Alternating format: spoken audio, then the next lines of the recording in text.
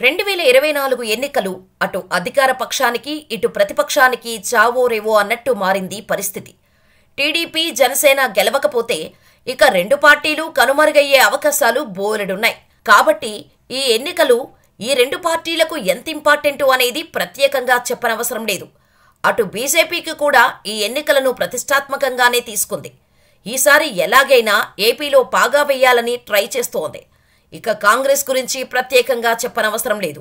రాష్ట్రాన్ని అన్యాయంగా విభజించారన్న నెపంతో కాంగ్రెస్ పార్టీని రాష్ట్రంలో ఉనికి లేకుండా చేశారు ప్రజలు. ఇప్పుడు కాంగ్రెస్ని పైకెత్తి పూర్వ వైభవం తీసుకువచ్చే బాధ్యత తీసుకున్నారు వైఎస్ షర్మిల. ఖచ్చితంగా గెలవాల్సిన ఎన్నికలలో పార్టీలు బలమైన అభ్యర్థులను ఆచితూచి ప్రకటిస్తున్నారు. అన్ని నియోజకవర్గాల కంటే పిఠాపురం నియోజకవర్గం ఇప్పుడు హాట్ టాపిక్గా మారింది. ఎందుకంటే గతంలో తాను పోటీ చేసి ఓడిపోయిన నియోజకవర్గాలను వదిలి కొత్తగా పిఠాపురం నుంచి బరిలోకి దిగుతున్నారు జనసేన అధినేత పవన్ కళ్యాణ్. దీంతో వైసీపీ పవన్కు పోటీగా వంగా గీతను దింపారు జగన్. అయితే పిఠాపురం నుంచి పోటీ చేస్తున్న వంగా గీతకు పవన్కు ఉన్న ప్లస్ పాయింట్స్ ఏంటి?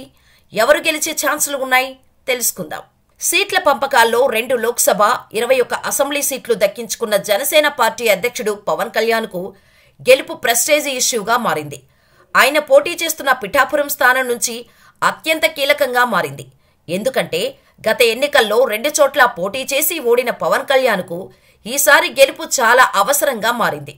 అయితే పవన్ కళ్యాణ్ పొలిటీషియన్గానే కాకుండా స్టార్ హీరో ఇమేజ్ తోడవడంతో ఈజీగా గెలుస్తారనే ధీమా ఆ పార్టీ వర్గాల్లో బలంగా ఉన్నప్పటికీ ప్రత్యర్థిగా నిలబడిన వైసీపీ నాయకురాలు వంగా గీత పేరు అంతకంటే ప్రత్యేకంగా వినిపిస్తోంది. ఎందుకంటే వంగా గీతకు స్థానికతతో పాటు గతంలో ఉన్న ట్రాక్ రికార్డ్, సౌమ్యురాలు, వివాదరహిత నాయకురాలిగా గుర్తింపు ఉండటంతో పాటు అధికార పార్టీ చేసిన సంక్షేమ పథకాలు ఆమెను ఈజీగా పిఠాపురం నియోజకవర్గం నుంచి గెలిపిస్తాయనే ప్రచారం కూడా ఉంది. ఈసారి పవన్ కళ్యాణ్ గెలవటం ఆయనకే కాదు, పార్టీకి కూడా అత్యవసరంగా మారింది. 10 ఏళ్ల క్రితం జనసేన పార్టీని స్థాపించిన పవన్ కళ్యాణ్ గత ఎన్నికల్లో 2 చోట్ల పోటీ చేసినా అటు గాజువాకలోనూ ఇటు భీమవరంలోనూ అసెంబ్లీలో కాలు పెట్టే అవకాశాన్ని ప్రజలు ఇవ్వలేదు.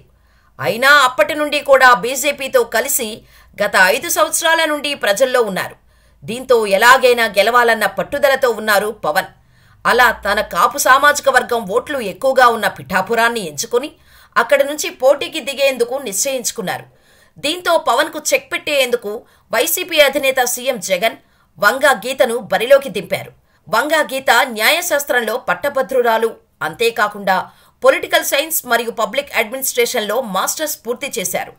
వంగా కాశీ విశ్వనాథుని వివాహం చేసుకున్న తర్వాత గీత ప్రత్యక్ష రాజకీయాల్లోకి అడుగుపెట్టారు. ఉమ్మడి ఆంధ్రప్రదేశ్లో మహిళా శిశు సంక్షేమ శాఖ ప్రాంతీయ అధ్యక్షురాలిగా తన తొలి రాజకీయ ప్రస్థానాన్ని ప్రారంభించారు. వంగా గీత 1989 నుండి ప్రత్యక్ష రాజకీయాల్లో ఉన్నారు. మొదట టీడీపీలో జాయిన్ అయి ఆ తర్వాత ప్రజారాజ్యంలో చేరారు. ఇప్పుడు వైసీపీలో కొనసాగుతున్నారు. అయినా వరుస విజయాలతో ఓటమి ఎరుగని ఉద్దండురాలిగా పేరు తెచ్చుకున్నారు వంగా గీత. అలాగే పిఠాపురం తన సొంత నియోజకవర్గం కావటం, తన సొంత సామాజిక వర్గం కాపు ఓటింగ్ ఎక్కువగా ఉండటంతో పాటు పిఠాపురంలో తన బంధువర్గం ఎక్కువగా ఉండటం వంగా గీతకు కలిసొచ్చే అంశం. ఇక పవన్ కళ్యాణ్ అయితే పూర్తిగా తమ సామాజిక వర్గమైన కాపు ఓట్లపైనే ఆధారపడినట్టు కనిపిస్తోంది. సుమారు 1,00,000 కాపు సామాజిక వర్గ ఓట్లు ఉన్నాయి. మిగతా 1,20,000 ఓట్లలో ఎక్కువగా ఉన్న బీసీ, ఎస్సీ ఓటర్లు జగనిచ్చిన సంక్షేమ పథకాలను పొందినవారే ఉన్నారు. కాబట్టి పవన్ పై ఈజీగా గెలవచ్చు అనే ఈక్వేషన్స్తో వైసీపీ ముందుకు వెళ్తుంది. ఇక పవన్ కళ్యాణ్ చరిష్మా జనసేనకు ప్లస్ అయినప్పటికీ టీడీపీ నేత వర్మ అనుచర వర్గం వ్యతిరేకత, బీజేపీతో స్నేహబంధం మైనస్ పాయింట్లుగా కనిపిస్తున్నాయి. అందుకే గతంలో అన్నయ్య చిరంజీవికి భీమవరంలో ఎదురైన ఫలితమే ఇప్పుడు తమ్ముడు పవన్ కళ్యాణ్కి పిఠాపురంలో రిపీట్ అయ్యే ఛాన్స్ ఉందని వైసీపీ వర్గాలు బాహటంగా చెప్పుకుంటున్నాయి. టీడీపీ జనసేన పొత్తులో జనసేనకు 40 నుంచి 60 అసెంబ్లీ సీట్లు వస్తాయని ఆ పార్టీ నేతలు భావించి చాలా నియోజకవర్గాల్లో పార్టీ కార్యక్రమాలు నిర్వహించారు.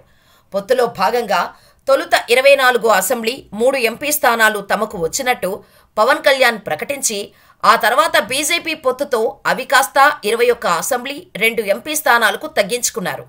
రాష్ట్ర ప్రయోజనాలను దృష్టిలో ఉంచుకొని పొత్తులకు వెళ్లడంతో పాటు సీట్లు కూడా త్యాగం చేయాల్సి వచ్చింది అని పవన్ కళ్యాణ్ ఓ సందర్భంలో వివరణ ఇచ్చుకున్నారు. ఈ మాటల నేపథ్యంలో చాలామంది జనసేన నాయకులు గత ఎన్నికల్లో పోటీ చేసి ఓడిపోయిన వారు కూడా జీర్ణించుకోలేకపోయారు. జనసేన పార్టీతో పవన్ సామాజిక వర్గానికి చెందిన కాపులంతా ఏకతాటిపైకి వస్తారని భావించినప్పటికీ పరిస్థితి మొత్తం తిరగబడింది. ఇక కాపుల ఓట్లపైనే ఆధారపడుతున్న జనసేనకు పవన్ కళ్యాణ్ సందిగ్ధావస్థ భరించలేని ఆ పార్టీలోని కాపు సామాజిక వర్గానికి చెందిన నాయకులు వరుసగా దూరమవుతున్నారు. తెలుగుదేశం పార్టీ ప్రభుత్వ కాలంలో అవమానాలు ఎదుర్కొని టీడీపీ జనసేన పొత్తును జీర్ణించుకోలేని స్థితిలో కిర్లంపూడికి చెందిన కాపు సామాజిక ఉద్యమ నేత మాజీ మంత్రి ముద్రగడ పద్మనాభం వైసీపీలో చేరారు. ఇక పవన్ని లక్ష్యంగా విమర్శలు గుప్పిస్తున్నారు. విశాఖ, ఉభయ గోదావరి జిల్లాల నుంచి చాలామంది జనసేన, ప్రజారాజ్యం పార్టీ మాజీ నేతలు వైసీపీలో చేరుతున్నారు. కాపు ఉద్యమ నేతగా పేరొందిన కురువృద్ధుడు అయిన హరిరామ జోగయ్య సైతం పవన్ని బాహటంగానే విమర్శిస్తున్నారు. దీంతో ఎన్నికలు రాకముందే జనసేన నుంచి చాలామంది పార్టీని వీడి పవన్ కళ్యాణ్కు షాక్ ఇచ్చారు. ఇదీ కాకుండా పవన్ కళ్యాణ్ పోటీ చేసే అంశంపైన తర్జన భర్జన నెలకొంది. ఆయన పిఠాపురం నుంచి ఎమ్మెల్యేగా పోటీ చేస్తారా, లేక కాకినాడ నుంచి ఎంపీగా బరిలో ఉంటారా అనేది ప్రశ్నార్థకంగా మారింది. ఆయన పోటీ చేసే స్థానం గురించి పవన్ కళ్యాణే క్లారిటీగా చెప్పలేకపోవడంతో జనసేన నేతల్లోనూ కన్ఫ్యూజన్ ఏర్పడింది. పిఠాపురం నుంచి టీడీపీ టికెట్ ఆశించి భంగపడిన వర్మ కాస్త స్వరం పెంచారు. ఆయన అనుచర వర్గం గురించి చెప్పనవసరం లేదు. పవన్ కళ్యాణ్కు టికెట్ ఇవ్వడం ఏంటంటూ రోడ్డెక్కి నిరసనలు చేశారు. టీడీపీ జెండాలను కాల్చేసి లోకేష్ని, చంద్రబాబుని బూతులు తిడుతూ నానా రచ్చ చేశారు.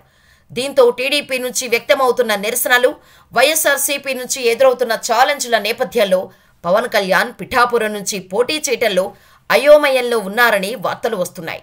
ఎటు చూసినా పవన్ కళ్యాణ్కి మరోసారి పరాభవం తప్పేలా కనిపించటం లేదు. కనీసం తాను ఓడిపోయిన నియోజకవర్గాలైన గాజువాక లేదా భీమవరం నుంచి పోటీ చేసినా సింపతి ఓట్లైనా పడేవని రాజకీయ విశ్లేషకులు అంటున్నారు. పైగా అభ్యర్థులను ఖరారు చేసే ముందు భీమవరం వెళ్లిన పవన్ తాను మళ్లీ భీమవరం నుంచే పోటీ చేస్తానన్న సంకేతాలు ఇచ్చారు. భీమవరంలో రౌడీయిజం ఎక్కువైపోయింది, నేను వస్తే అణిచివేస్తా అన్న రీతిలో కామెంట్స్ చేసి వచ్చారు. కానీ తీరా చూస్తే ఆయన పిఠాపురం నుంచి పోటీ చేస్తున్నట్టు ఫైనలైజ్ చేశారు.